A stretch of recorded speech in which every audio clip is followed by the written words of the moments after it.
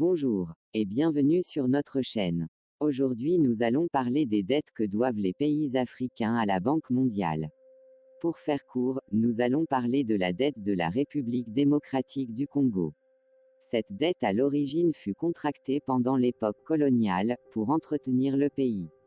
Le colon s'est endetté en promettant de rembourser avec les ressources premières du Congo. Mais en 1960 le Congo a obtenu son indépendance. Alors pour échapper à la dette contractée, le colon acceptera l'indépendance du Congo tout en lui laissant l'héritage de cette énorme dette.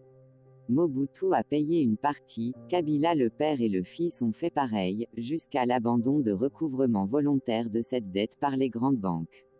Le colon a pillé le Congo, contracte une dette qu'il ne payera pas, puis nous force à payer.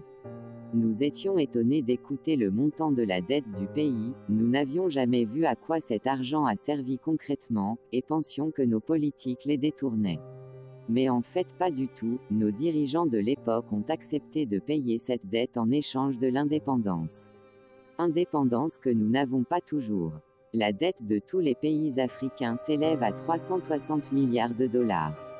Mais regardez l'ensemble de tout ce que le colon a pillé juste au Congo est égal à 750 milliards de dollars. Cela veut dire que le Congo a largement payé sa dette et depuis longtemps. La différence revient de droit au peuple congolais. Tous les dons que les grandes banques font en Afrique ne sont pas des dons. Mais c'est l'argent du peuple africain qu'on lui rend sous forme de dette. Voilà pourquoi il faut maintenir l'Afrique pauvre, l'Afrique en guerre pour les endetter avec leur propre argent qu'ils régleront en plus avec intérêt. Merci de vous abonner pour plus de vidéos et de cliquer sur la cloche de notification.